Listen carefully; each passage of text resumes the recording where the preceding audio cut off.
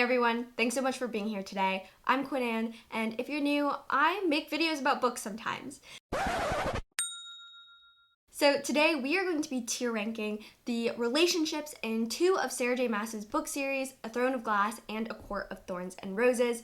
I feel a little bad because if you watched my last video, which will be linked somewhere, I did a review of A Court of Silver Flames, which I stand by what I said, it didn't really live up to expectations. That point aside, I am a huge fan of Sarah J Maas, and I think her characters are a large part of that. So I'm really excited to make this video where it's really just me fangirling for about 20 minutes. If there's any characters that I missed or any characters that you ship super duper hard, I would love to know. So please leave a comment down below. I can't wait to hear from you.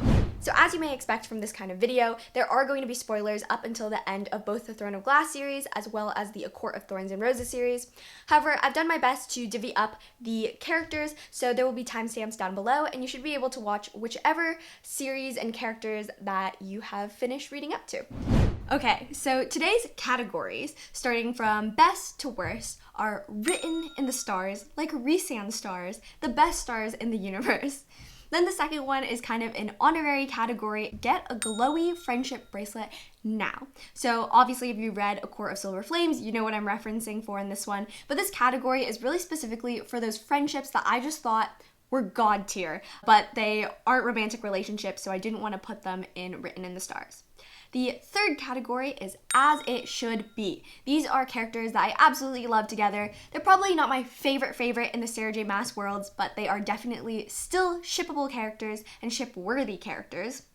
Then the fourth category is you've got potential. So these are either characters that haven't fulfilled their storylines yet, or characters that I felt weren't fully developed, or maybe if a certain couple things were tweaked, would have been fantastic character pairings.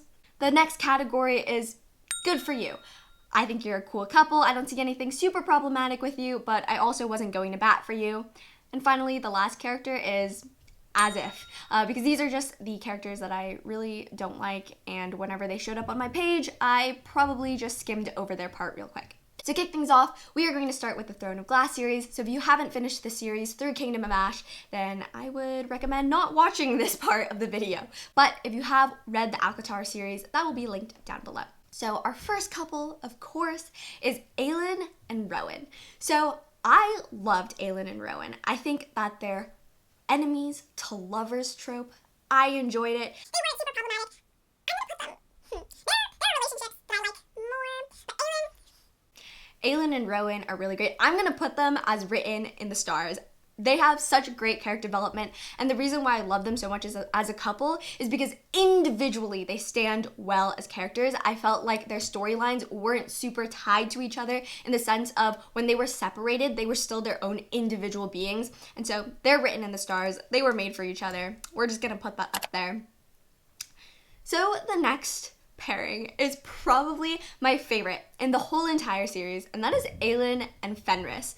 As a friendship, don't worry, don't come at me, I'm not trying to break up Aelin and Rowan, but I think that especially in Empire of Storms and Kingdom of Ash, when we see them get trapped and we have Fenris just there with his blinking language with Aelin, I thought that was so powerful.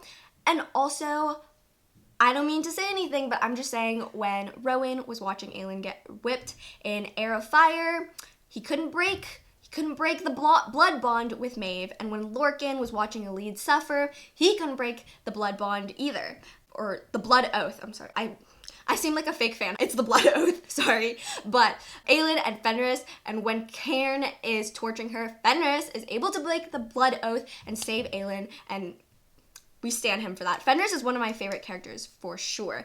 So we're putting them in the get a glowy friendship bracelet now category. Let's jump back to Throne of Glass for a second because we have a throwback with Celaena and Chaol. I did include all of the pairings throughout the series of the book because I think this is something that was really important in Sarah J Maas's writing, is that she showed that you don't have one love interest. Yes, I know her whole addiction with mates, which are supposed to be super rare, yes, that kind of throws off this message, but especially in Throne of Glass, she really showed that sometimes the first person that you're with is not the right person for you, even though in that moment it seems really great. And that was something that I appreciated a lot, so I wanted to also highlight those relationships as well.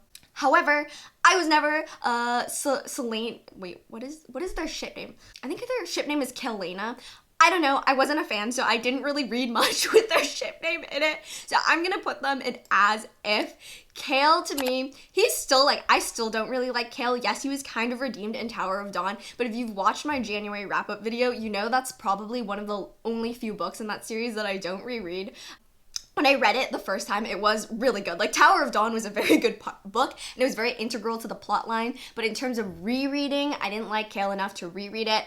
But Kale was very toxic, and he couldn't accept Aelin/Selena for who she was, and I wasn't a fan of him. But that also means that in Throne of Glass, I was a Solorian shipper, which is the next one. So I'm gonna put them in as it should be. Not because I think that they should be together now. That's definitely not what I'm saying. But I'm saying that I think that back then, they had potential. So maybe I should put them in the You've Got Potential. No, I'm gonna keep them in as it should be, just because their banter was really funny, especially that scene at Yolmis where he brings her the puppy and he says, oh, you can unwrap me if you want. I don't know. I think he's so funny, and the banter is it's fantastic. They love to read together, and they have really great chemistry. So if she had stayed Selena, I think Dorian would have been a really good option. Oh, I already see the next one, and I feel a little bit of heartbreak for this one. So it's Selena and Sam, and I already know that I'm putting this one as written in the stars.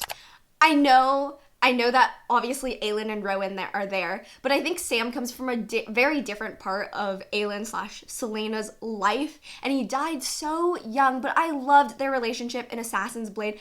Sam was so sweet to her with the sheep music and with fighting Arobin for her. Also, I have really terrible pronunciation, as you're going to find out if you stay subscribed to me and keep watching my channel. But yeah, I pronounced him as a Broin for so long. But anyways, that was a tangent. Arobin, he fought Arobin for her, and he's so cute. And the reason it's written in the stars is obviously he passed away, so there's nothing more that could happen there. Fine. But I really do think that he and Selena were such a good fit. He pushed her to be a better person. He was a good person. And that scene, I think it's in Queen of Shadows when she's visiting his grave, and he said, she says, you would have made such a great king, and my heart broke a little bit for that one. So I am putting them as written in the stars. The next one is Aedion and Lysandra. I'm actually going to put this one in You've Got Potential. I think this might be a little bit controversial because most people really love Aedion Lysandra. Don't get me wrong, I do too. That scene when she was a wyvern or a wyvern and she was bleeding out. Skulls Bay, it was at the war there with Rolf, and Aedion says, I'm going to marry you. That was so cute and adorable, and that moment should never be forgotten. But he did treat her really poorly. He sent her out into the snow. Yes, he cares for Evangeline, which is another character that I absolutely love. But overall, it just wasn't. It's got potential. It needs to be written a little bit better, a little bit less problematic. Aedion needs to be a little bit more understanding, and then I think that it will definitely be in the as it should be or written in the stars. Kale and Irene. So this is hard, right? I've already said that I don't like Kale, and I never developed a love towards Kale, but I do really love Irene. I think she's so cool, and I do think she brings out the best in Kale. I'm gonna put them in You've Got Potential because I'm not that invested in their relationship. So I guess in that sense it should be in Good For You, but I actually do care about Irene a little bit more than that. So I'm gonna leave it in You've Got Potential. I am just now realizing as I'm filming this that I forgot Nesryn and Sartak, but Nesryn and Sartak belong in the as it should be category. They are cute. Sorry, Nesryn deserves better than Kale, or at least their characters, they aren't compatible. Sartak is perfect for her. I love Sartak. So they definitely should be as it should be. Next, we have Dorian and Sorsha. I'm gonna put them in as if. I don't remember anything about Sorsha. The only thing I remember about her is her getting beheaded, and that's what Dorian remembers when he has the Valg collar. But to me, she was a little bit bland. I'll admit, I've never reread her parts either. Maybe I'll do that and do a reading vlog of it. But for now, I didn't care about the relationship. I'm sure she's a great person, but Selena and Dorian was so fiery and so fun, and then Dorian and Manon, they're so spicy, and that one's fun. Yeah, so Dorian and Sorsha, they're just going in the as if category because we knew it was never gonna last, but Dorian and Manon, they're gonna go in the as it should be category. I love Dorian and Manon. Maybe they should go in the written in the stars category.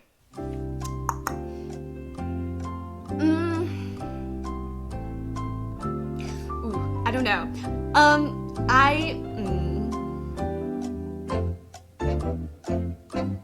I'm gonna put Dorian and Manon in the As It Should Be category. I love them. I think they're fantastic. I don't think that they're Selena and Sam level. I think that they're really great, and once they emotionally open up to each other a little bit more, it's going to be fantastic. I think that we get a lot of really steamy scenes from them, and the banter is so good because they're both just so quick-witted, but for now, they're going to go in the As It Should Be category. Lorcan and Elide. I'm going to put them in the Written in the Stars category. But see, if I put them in the Written in the Stars category, then I feel like Dorian and Manon should be in the Written in the Stars category. Okay, I'm gonna move Dorian and Manon to the Written in the Stars category. But Lorcan and Elide, I love it. I will say I do have an issue with the age gap, not only with the age gap, because obviously it's the same gap with Aelin and Rowan, but Elide seems really innocent. She's obviously gone through a lot in life, but in terms of lovers, like at least Aelin had Dorian and Chaol. Dorian was never her lover, but you get my gist. Like, Sam, Dorian, Chaol, she has experience before she meets Rowan. Elide seems a little bit young to me, and Lorcan feels especially old. Like, he feels a lot older than Rowan, so I didn't appreciate that age gap too much. But other than that, everything about this couple, I loved it. I love that Elide kept Lorcan on his toes. Like, she never dealt with his BS, and so I really enjoyed it, especially when he like took care of her and he wrapped her leg in air, and when she was mad at him, and so Gabriel did it for her and he was a little bit jealous. I don't know, this whole dynamic between them, him giving up his immortality, that's Written in the Stars material. Oh, her offering him a place in her lands in Terrasen. Yeah, no, that's definite Written in the Stars material. Okay, so this one is not one that I've seen on too many people's tier ranking things. Rowan and Lyria. I'm actually going to put this into the You've Got Potential category, and here's why. So Lyria is dead now, obviously. It's kind of like the same situation with Sam, where we're never going to get any continuation of it, but the relationship itself seems pretty good. Obviously, Maeve faked the mating bond, but even if she did, Rowan had to love Lyria to some degree, and obviously he went wild after her death, after his unborn child's death. Like, I just feel like it was a relationship that maybe if it hadn't been Maeve's plan, maybe if Lyria had actually been his mate, it would have worked out really well for Rowan. So I'm gonna put it in You've Got Potential. And then the final Throne of Glass pairing that I have is Nox and Aelin. And this I meant in a purely platonic way, which means that this definitely goes in a Get a Glowy Friendship Bracelet Now category.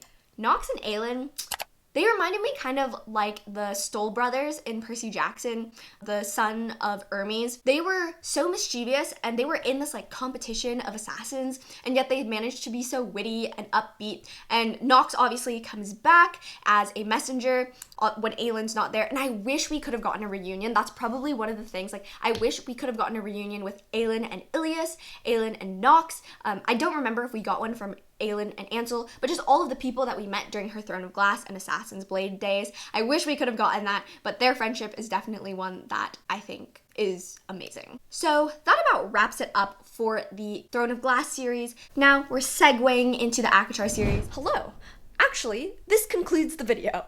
After a few hours of editing, I realized that I have lost almost all of the footage for the ACOTAR part of the series, which is a bummer. However, this video has been long enough, so let me know if you want a part 2 for the ACOTAR series. I could always refilm it, but otherwise, if you guys have any video suggestions or book recommendations, please leave them down below. Thanks so much. Bye.